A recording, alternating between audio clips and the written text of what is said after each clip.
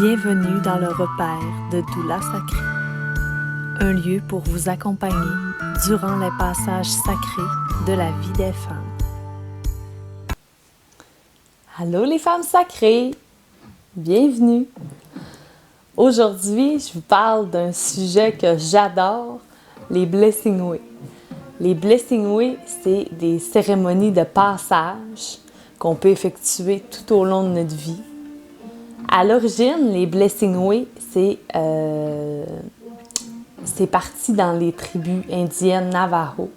C'était des cérémonies qui soulignaient les passages importants de la vie, autant chez les hommes que chez les femmes, comme la puberté, une naissance, un mariage, un départ. On se rassemblait en groupe d'une dizaine de personnes, on chantait, on dansait, on faisait des rituels alentour de la personne célébrée. De nos jours, c'est sûr que les Blessing Way se sont adaptés un petit peu à nos modes de vie, mais l'essence reste la même. C'est vraiment d'offrir un moment à quelqu'un qu'on aime pour lui démontrer que cette personne-là est importante pour nous, qu'on la soutient, puis qu'on est là pour elle. Alors, j'ai pensé vous préparer les 5 bases pour préparer un Blessing Way sacré.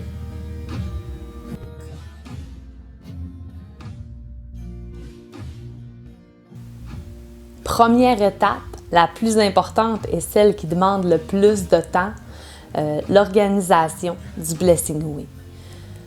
Je vous conseille, pour commencer, de vous mettre en équipe, d'être au moins 3 pour organiser un Blessing Way parce que ça demande quand même de la gestion, étant donné qu'on vient créer des activités, qu'on vient penser à des chants, des danses, puis que le but c'est de créer puis de faire les choses nous-mêmes. On n'est pas censé de dépenser tant que ça pour l'organisation d'un Blessing Way. En même temps, en n'étant plus qu'une personne, chacun vient mettre son énergie puis sa couleur. Puis, comme on a tous un peu une vision différente de quelqu'un, en étant plusieurs, bien la cérémonie risque plus de lui ressembler. Prévoyez-vous longtemps d'avance. Ça demande du temps à organiser un Blessing Way, demandez de l'aide pour la décoration, les repas, les activités. Prévoyez-vous d'avance aussi si vous prévoyez des chants ou de la danse, envoyez-les aux invités à l'avance pour qu'ils aient le temps d'apprendre les chants et les danses dans le fond avant d'arriver au Blessing Way. C'est plus harmonieux puis c'est plus plaisant, on perd moins de temps que si personne les connaît en arrivant. La durée du Blessing Way, ça varie de 1 demi-journée à 2 jours.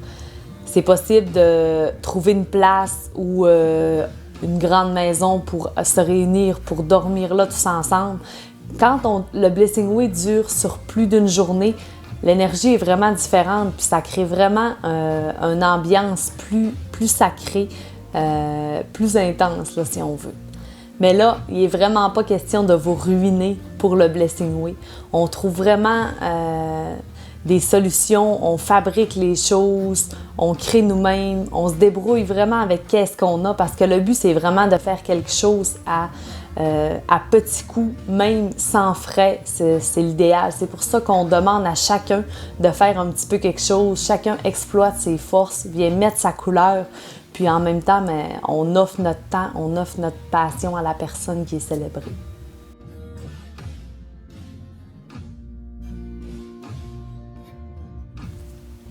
Deuxième base, le Blessing Way, c'est pas une surprise. La personne qui est célébrée doit être au courant.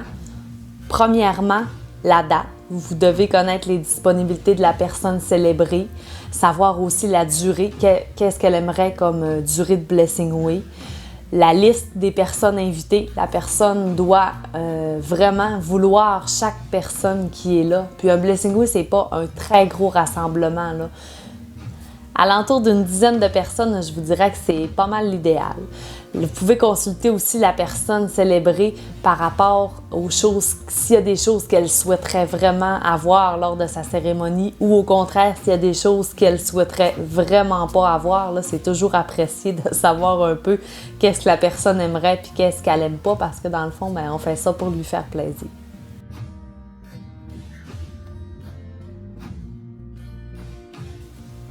troisième chose, les activités. Créer les activités, choisir les activités. La liste est sans fin. La seule barrière que vous pourrez avoir, c'est votre imagination. Je vous dirais qu'il n'y a pas vraiment de règles là-dedans dans les activités du Blessing Way. La seule chose que je pourrais vous conseiller, c'est de ne pas mettre trop d'activités, si je pourrais dire, trop de rituels un après l'autre. Par exemple, si vous vous asseyez en rond pour méditer et vous parlez, vous faites des activités plus de paroles, après 1 heure et demie, je vous dirais que ça peut commencer à être lourd un petit peu. Alors, je vous conseille de vraiment varier vos types d'activités. Une activité plus rituelle, une activité plus légère, comme un chant, une danse, une marche à l'extérieur. Là, reste à vous de choisir les activités que vous voulez, là, mais je vous conseille d'alterner un petit peu les activités pour rendre le tout plus léger puis quand même amusant.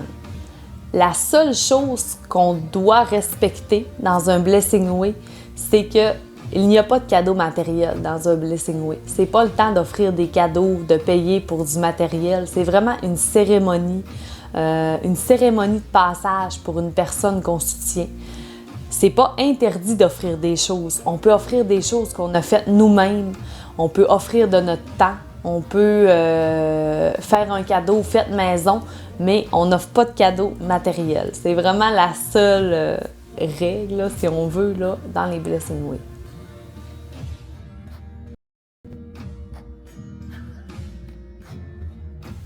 Quatrième base pour le Blessing Way sacré, nommer un guide. Le guide va être la personne qui, tout au long de l'activité, va être là pour encadrer. Cette personne-là va être là pour nous ramener quand ça va être le temps de telle ou telle activité, pour pas trop qu'on déborde du programme, pour avoir le temps de tout faire, qu'est-ce qu'on a prévu dans notre cérémonie.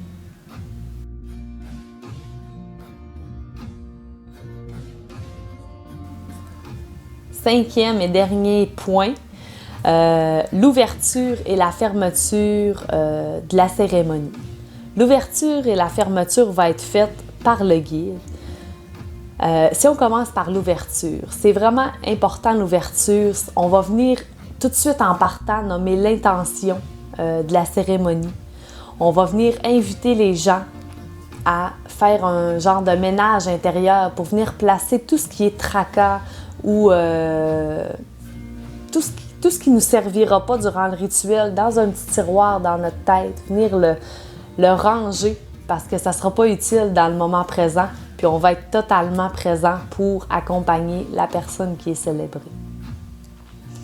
Tandis que la fermeture, au contraire, va être vraiment là pour nous faire prendre conscience de tout ce qu'on a vécu durant cette cérémonie-là, de remercier, d'être dans la gratitude de tout ce qu'on a vécu, mais de fermer l'espace sacré qui était présent lors de la cérémonie. Alors voici les bases pour l'organisation d'un Blessing Way sacré. Personnellement, je souhaite vraiment à tout le monde de recevoir un Blessing Way au moins une fois dans sa vie. Si vous avez déjà reçu une cérémonie de Blessing Way et que vous voulez nous le partager en commentaire, ça pourrait peut-être donner des idées à celles qui aimeraient en organiser un. Merci pour votre écoute. Bye!